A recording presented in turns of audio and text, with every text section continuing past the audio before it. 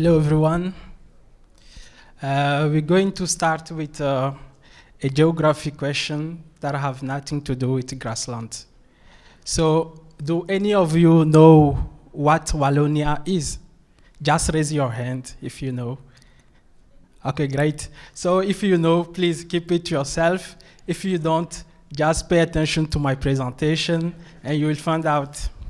So I have been in Belgium for 3 years now, and I can assure you that no 2 years are the same.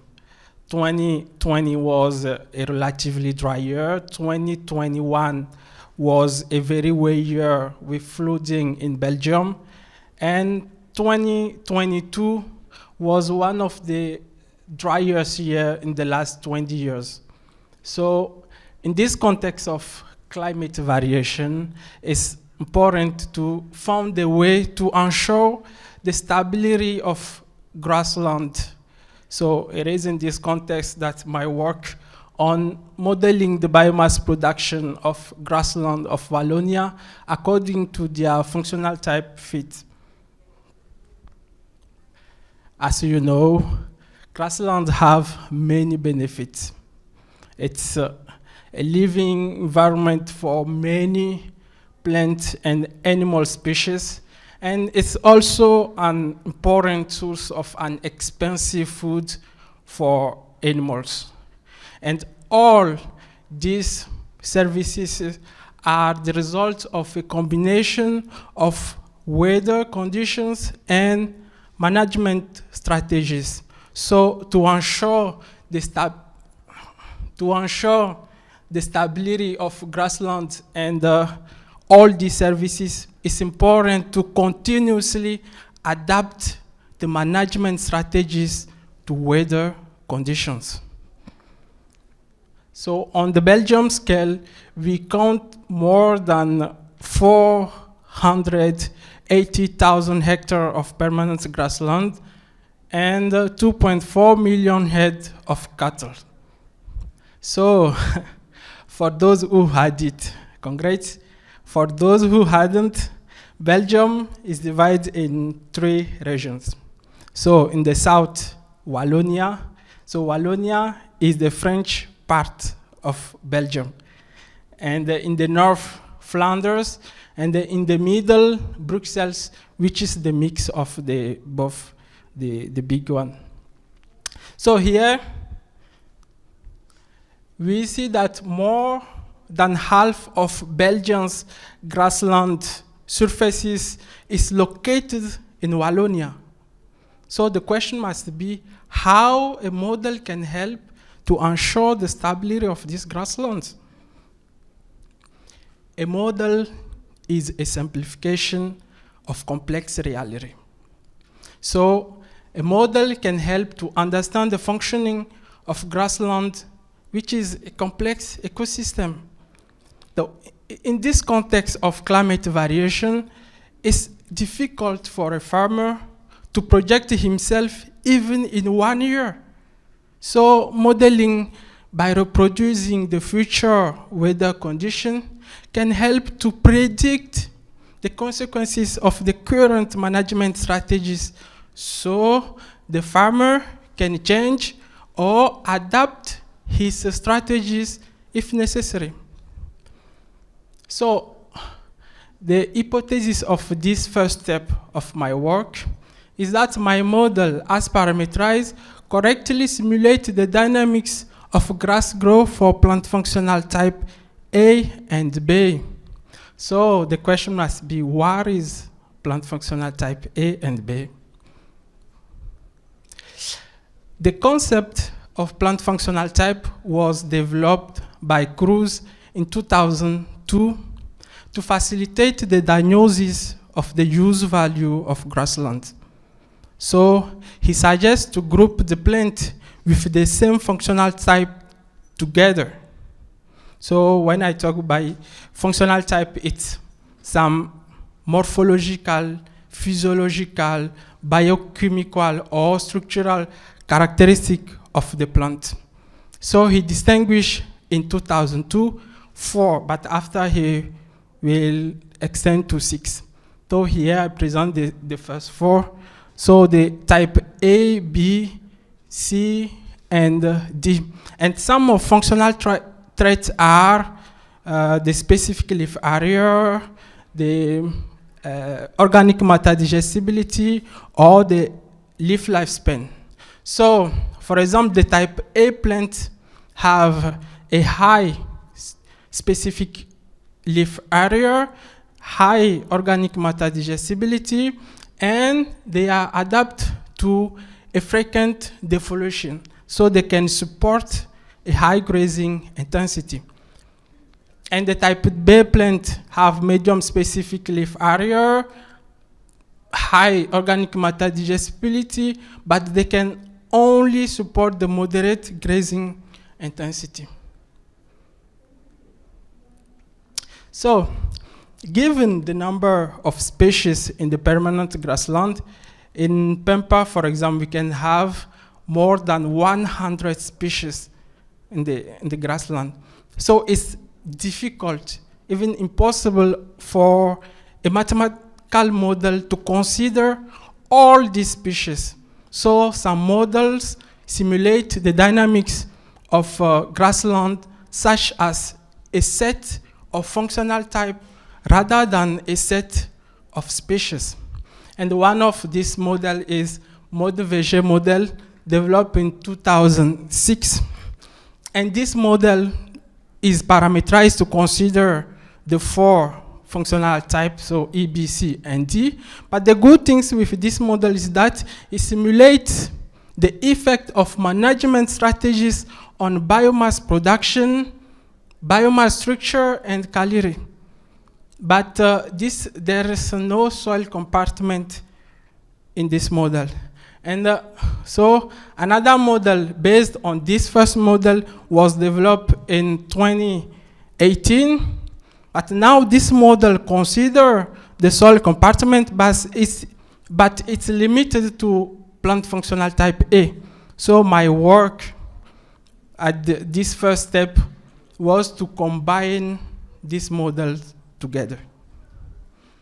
So I create a new model which simulates based on the ModeVG equations. So I coded in R, one after the other, all the equations of ModeVG model to simulate the above ground biomass. And after I developed a soil compartment based on ModeVG model and another Canadian model, Catimo. So the model daily simulates the dynamics of above ground biomass. So from the green compartment to the death compartment based on the weather data. So the rain, the mean temperature, and the radiation, but also on the dynamics of water and nitrogen in the soil.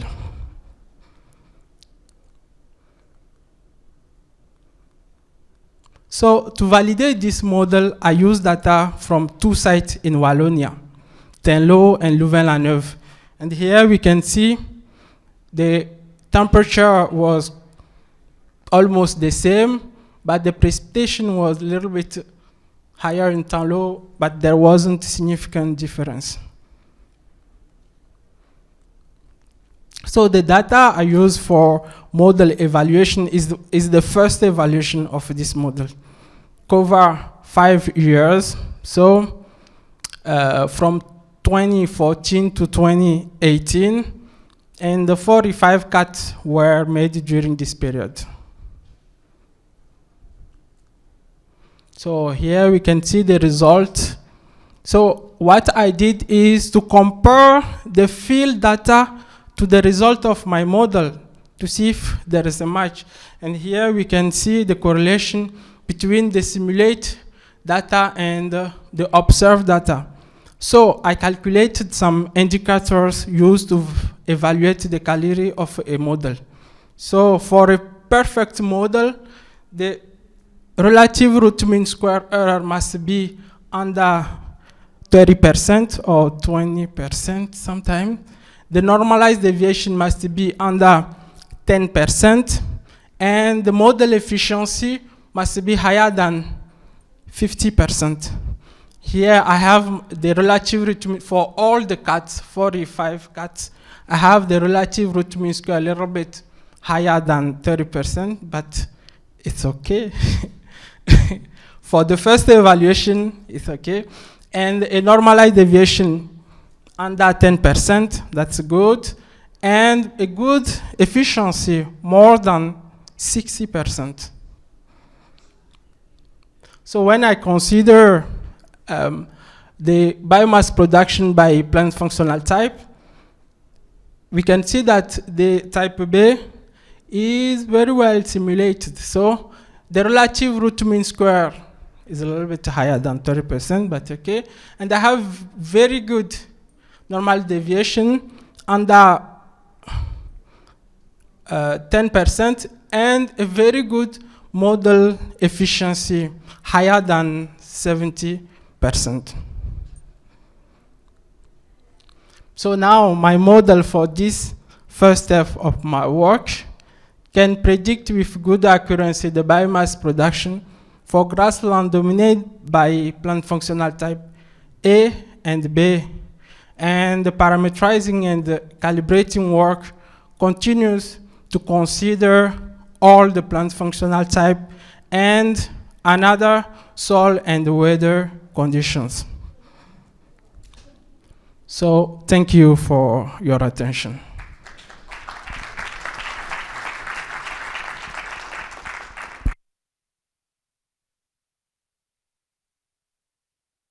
I don't know if you have any questions.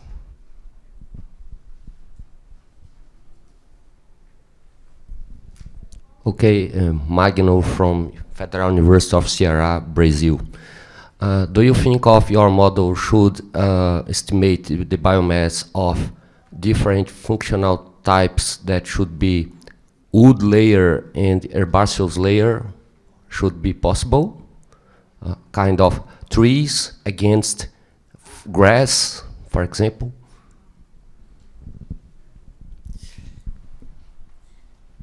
Yeah, I think if the model, now I start working on the model and I think that it's possible. Everything is possible. It depends on the parameterizing.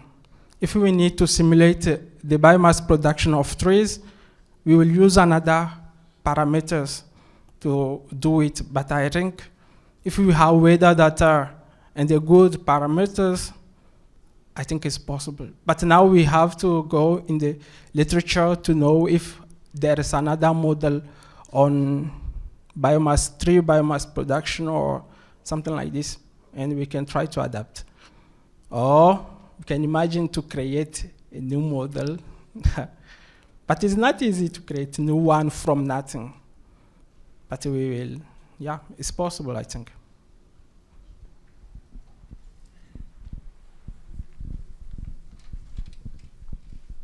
It is not the question to the speaker, but the answer to the question asked Professor.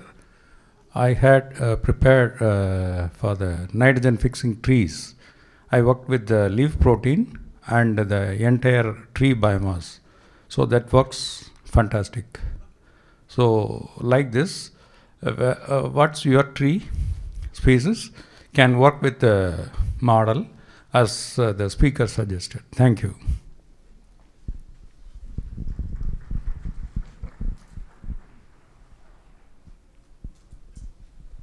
Thank you.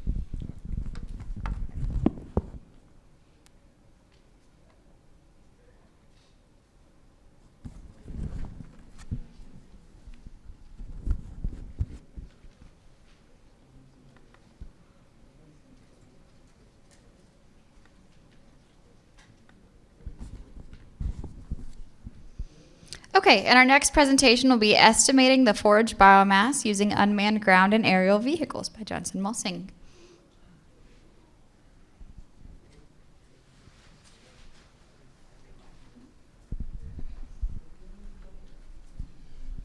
Good morning, everyone.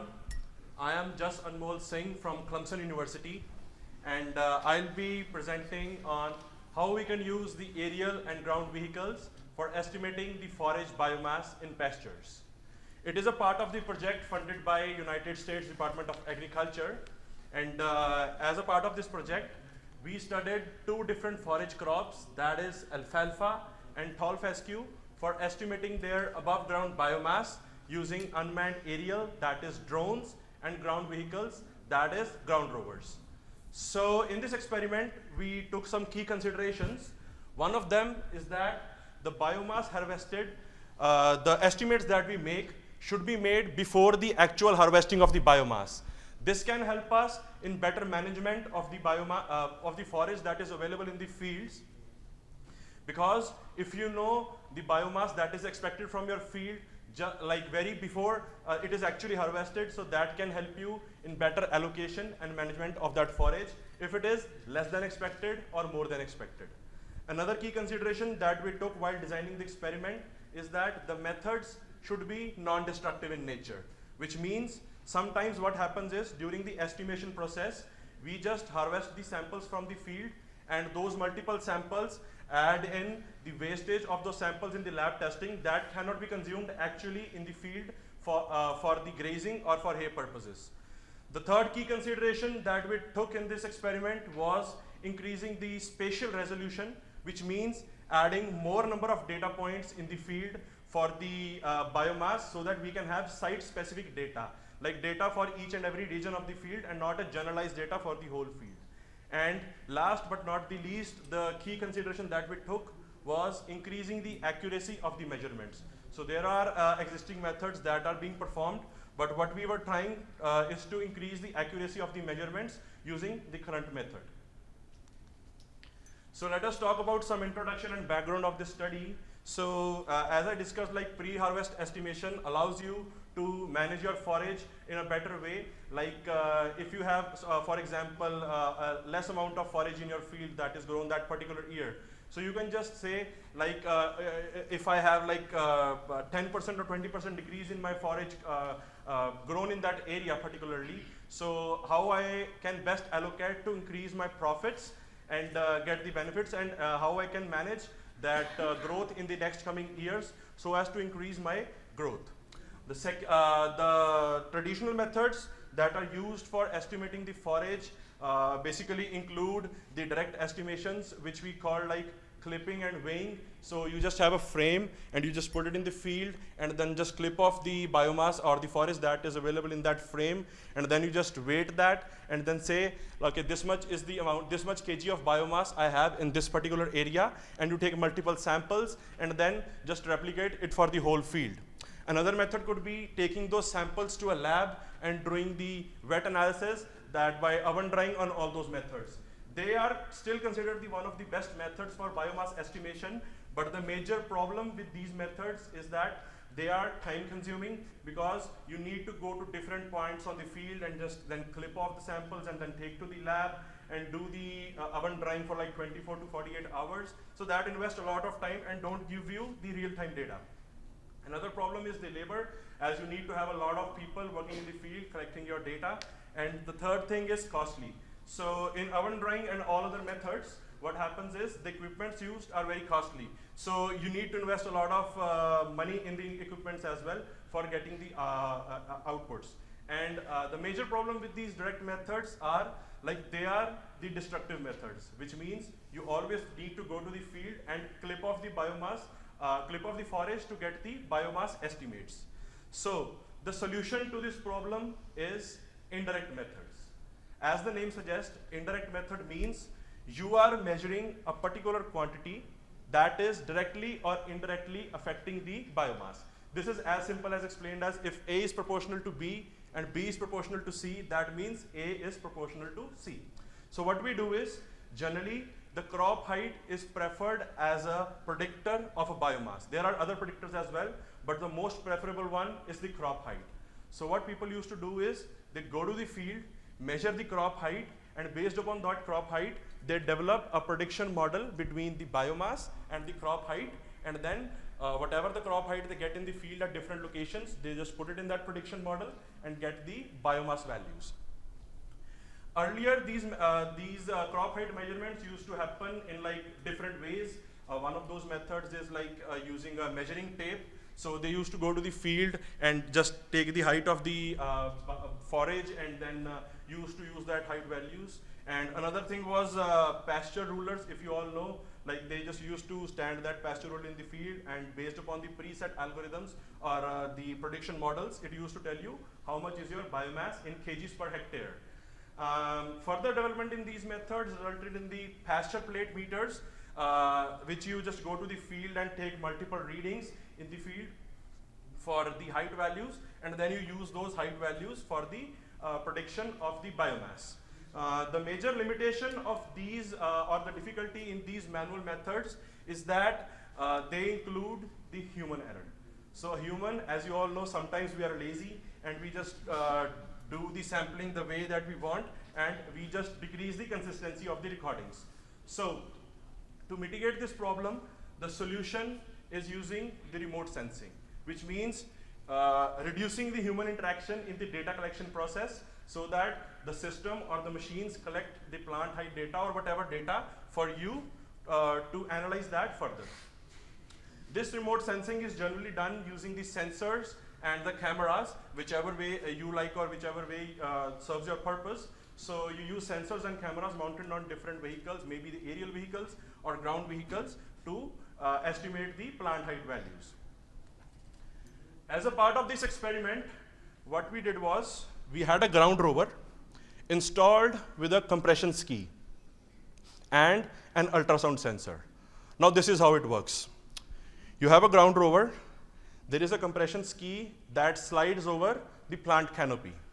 This is an extended replication of the pressure plate meter, but on a ground rover without any human interaction.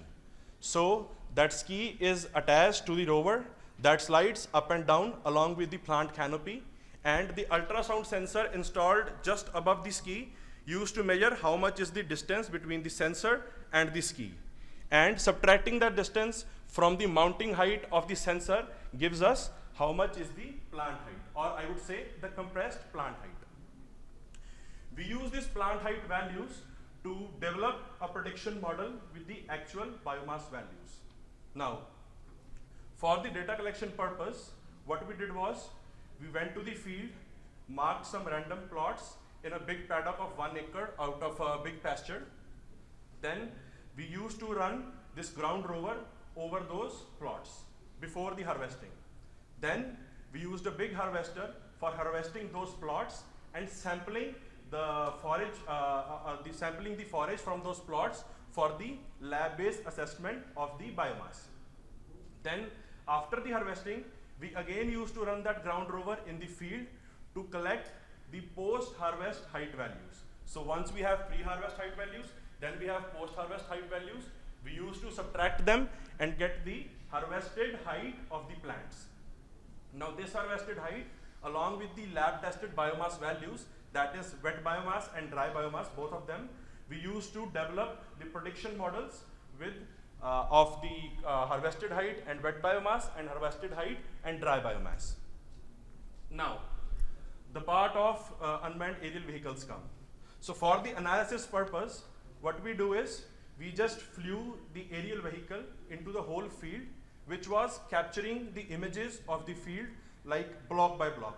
So it captures images of the field in a particular pattern covering the whole field, and then using the photogrammetry softwares, which is called Agisoft Metashape in the point number 5, the last words, Agisoft Metashape. What it do is, it just stitches all the images together to develop a big orthomosaic or a high resolution image of the whole field. Then we use these orthomosaics for several purposes. Some of them are, number one, for the plot detection. So in those harvested plots images, we used to detect where are the harvested plots, and the data points that we collected using the unmanned ground vehicle, we used to assess those and analyze those in those particular harvested regions. And another thing that we did with the orthomosaics is plot area detection. So using the preset algorithms in the ArcGIS Pro, we used to estimate what is the area of those big plots, exact area, not the estimated areas of the plots, but the exact area, pixel by pixel, for those whole plots for getting the amount of actual biomass that is in that particular area of the block. And then the regression analysis was used to develop the relations between the harvested height and the biomass. So as you can see in these images, in the first image, this is me driving the ground rover in the field and collecting the harvested height data from the field. And in the second image, you can see how the unmanned aerial vehicle is flying in the air and collecting the images of the whole plot for the orthomosaic creation. In this image, in these images, you can see how the big harvester is used for harvesting the plots, and that guy on the right is collecting the samples from the each and every plot for the lab-based assessments. The second image shows you how the harvested plots look after the harvesting. So the point to be noted here is we did not harvested the plot to the complete to the bottom of the ground. The reason was to allow the crop to regenerate for the further readings. So we just did like 3 to 4 inches harvesting of those of the forage grown in the field, and it was not harvested completely to the ground. And the third image is the image of the orthomosaic, just a part of the orthomosaic, which shows you how those stitch images look like on a big scale, and how we use these images to create those black boundaries around each and every harvested plot. The results of this experiment are shown in the following table.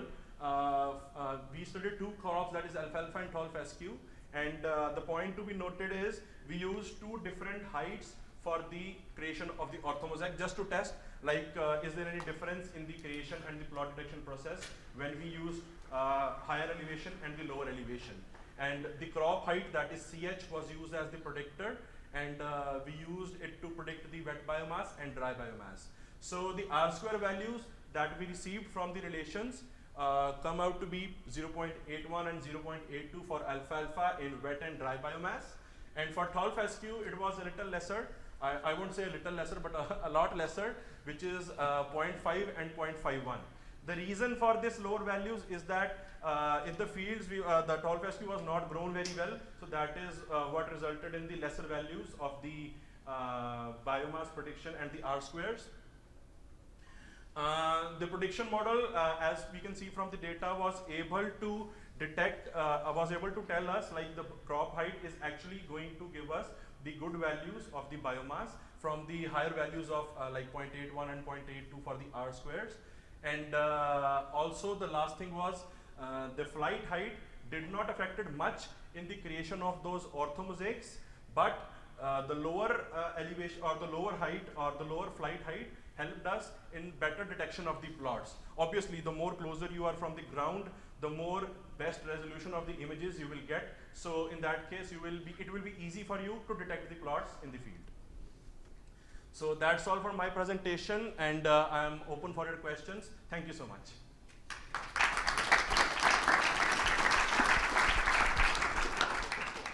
Any questions?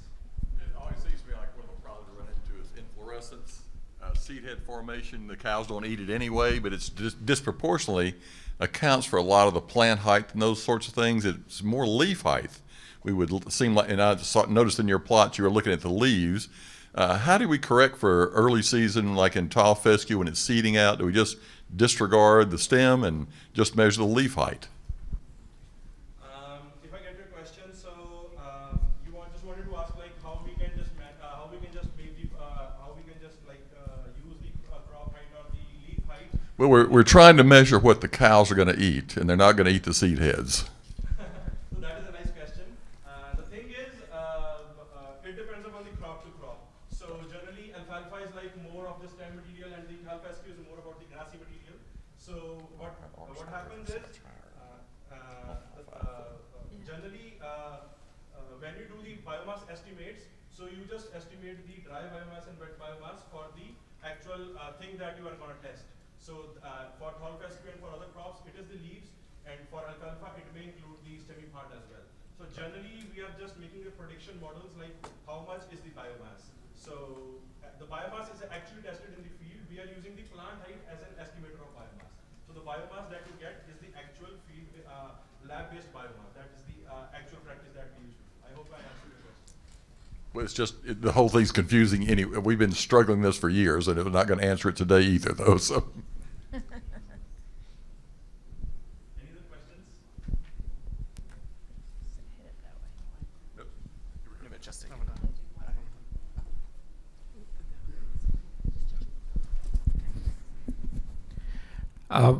Just curious why you used that height to get your measurements on the alfalfa. Why do you think your R squared might have been improved, but with a lower flight height? If that makes sense. Can you say that question again, please? Yeah, I was just curious why did you use that particular height for your flights on the alfalfa, but you used a much lower height for the tall fescue? And do you think that would have changed? That was just random. Like, so we had 2 fields and we did 2 experiments for different crops.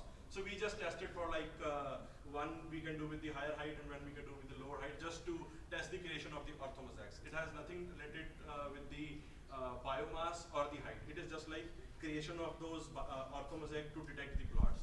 So that, I mean, there was no specific reason for selecting the alfalfa for higher elevation and tall fescue.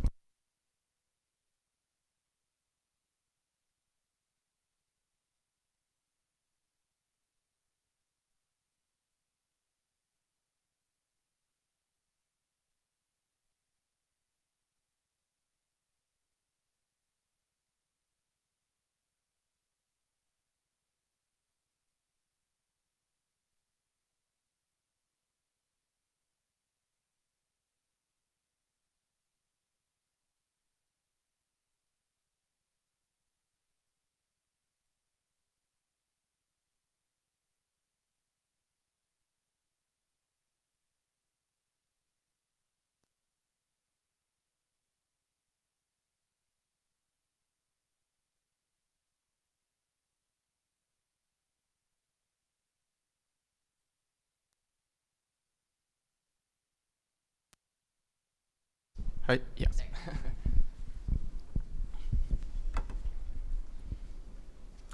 So, yeah, hello, my name is Florian Menner. I'm working at the Fraunhofer Institute in Germany, which is a research institute for computer graphics research. And yeah, we do lots of remote sensing, drone flights for biomass detection, also forage quality detection, also species detection in grasslands.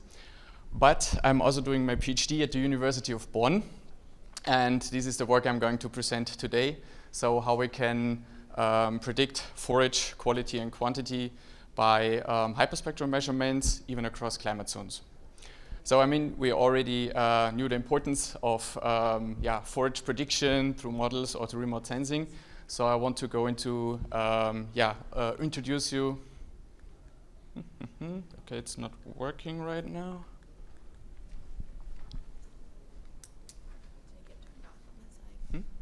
Wait, there is a... now it's working. Okay. I want to introduce you more to the new, like this technology of hyperspectral sensing.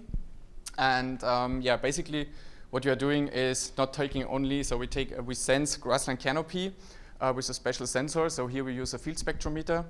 And here you don't only take the visible light, you also take infrared light with a very high spectral resolution, which can give you a lot of information about chemical properties of your grasslands. So how does the research look like? So there's lots of research going on already in forage quality and also biomass prediction with hyperspectral data throughout the world. So I just show you some examples from the other side of the world.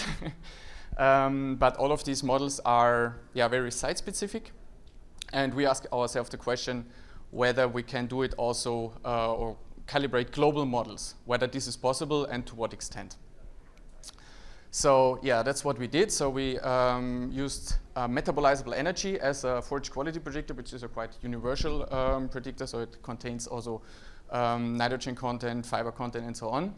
And biomass to predict from these hyperspectral readings. And we did this with machine learning technology, so with different algorithms, so random forest, partially square regression, and neural networks. But due to time issues, I will only show you the results for random forest right now. How did we do that? we collected data from 3 different regions in the world. So we have data from temperate grasslands in Germany. So these are the so-called biodiversity exploratories. And then we have data from a tropical, humid, semi-humid area in West Africa, from Burkina Faso and Ghana. And the third data set was from Namibia, semi-arid savanna in the Greater Waterberg landscape in Namibia. So so then we took the hyperspectral readings with the field spectrometer from the grassland canopy. As I already said, you get this kind of spectral signature from that canopy. And you can also take derivations. So we take the first and second derivation to calibrate the models, but the best calibration worked with the first derivative of the spectra. So this is the one that we took also for the predictors for our machine learning model. Afterwards, we talked already about laziness, but also remote sensors need to go down on the ground and take biomass samples.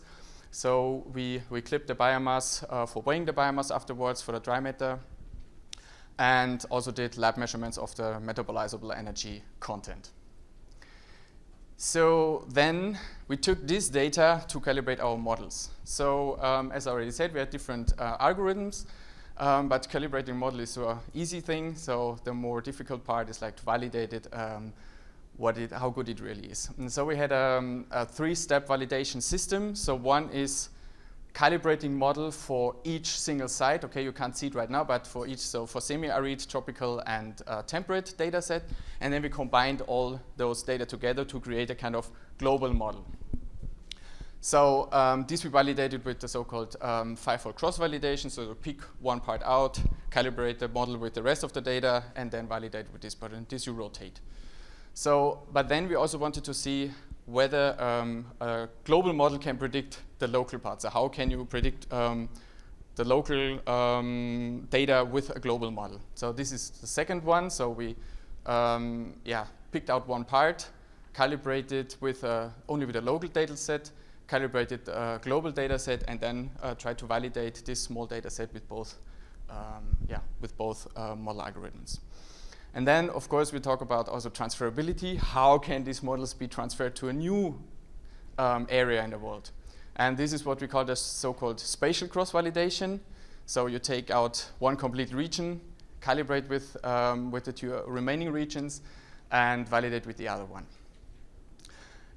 So now I want to show you the result, how good it worked. So the first thing is, before we start with the complete data set, I just want to show you what to look at. We already had it in a previous presentation. Now we have the lab data and the predicted data at the y-axis then. And in remote sensing, we want to have an ideal model would be if the data sit along this one-to-one line. And we have some accuracy parameter, and I want to highlight this one, the normalized root mean square, which is for this kind of models one of the best quality parameters that we talk about, and it should be below 0.2, but really good models should be around 0.1, 0.15. Oh, better is always better. So what you can see here in the first line, you see the metabolizable energy, so forage quality and forage quantity data. And here you have the models for the temperate, tropical, and semi-arid. And the last one is, we call it transclimatical model or global model. And I highlighted a little bit the data because you can't see it very nice. But we see also here so that the global model had quite good, so very good accuracy values compared to the local ones even. But in general, also metabolizable energy, so forage quality is easier to predict than biomass, just from those spectral data. Because if you think about a canopy, and at some point, if you have a lot of biomass, it doesn't make any difference if it's like half a meter higher or lower. So there's a kind of a saturation that you can see here. Now, what about if we compare? This is barely visible, but maybe you can see it a little bit. Here you can see, so there are darker and lighter dots. that are predicted. So the darker dots are the ones from the global model, and the lighter ones in the background are the ones with the the other way around. The global model is the darker ones, and the lighter dots are the local ones. And yeah, in principle, you need to check how different they are from each other. And you can see here that there are no big differences between the local and the global model. So also the global prediction of local data, so of a specific region, works very well. And now you can see the results for the transferability, and this is quite challenging. So to predict, so you can see the results from temperate means. The model was predicted with tropical and semi-arid data and validated with temperate ones. And yeah, you see there is, the data are quite, are bad. Let's say it like that. So this is not, so the transferability from two area calibrated model and transfer it and predict data from a completely different one is still difficult. The only thing to improve that one would be to create models that include more regions, to include more variability, and maybe then these kind of models could be globally produced. But here I think it is clear that we need to focus more on local predictions, or at least calibrate models for areas that the algorithm knows, so which is quite common in remote sensing. Yeah, so far for this. Now I want to sum up the data, so or the results. So in general, we had a higher accuracy of metabolizable energy prediction compared to biomass, but the performance of the global model to local model was similar. But yeah, as you have seen, transferability is challenging. So completely predict models out of an area that the algorithm knows is complicated. But there are some improvements possible. So always adding more data, as we all say. Here definitely will improve the modeling. Transferability, as I already said, so adding more regions might also improve the transferability. We also think about multimodal or multimodal modeling. So not only checking taking the spectral data, so also thinking about topography, soil data, and so on. This might also improve the modeling or the prediction quality.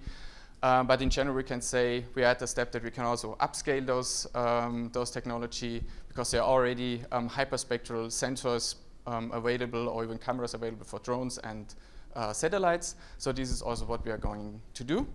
And yeah, now a small outlook how remote sensing in grasslands we are working on, especially also at the Fraunhofer Institute.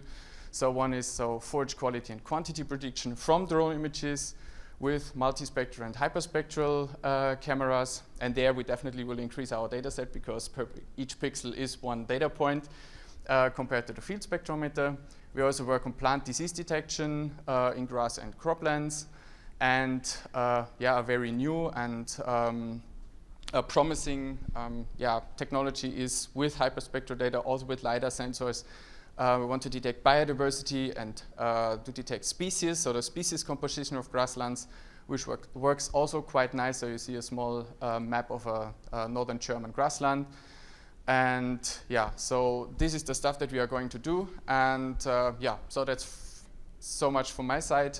If you have questions about quality predictions and also drone imagery, just contact me. Thank you very much.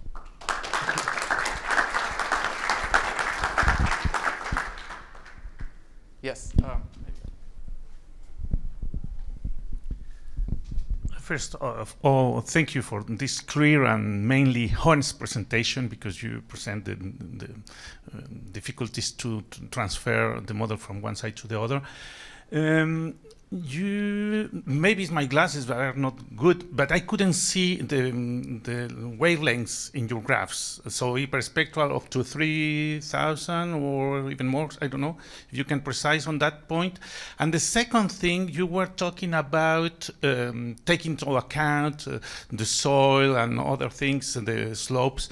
Have you think about sky conditions if you include a model of sky, because what you are measuring is light reflected by the vegetation, but this reflection depends on the incident light. And if you don't take into account the quality of the sky, I think it will be always difficult to generalize, and maybe it's a way to look forward. Yeah, thank you for this question. So first thing, I think I can do it like this. The field spectrometer had the range from 350 nanometer to 2,500.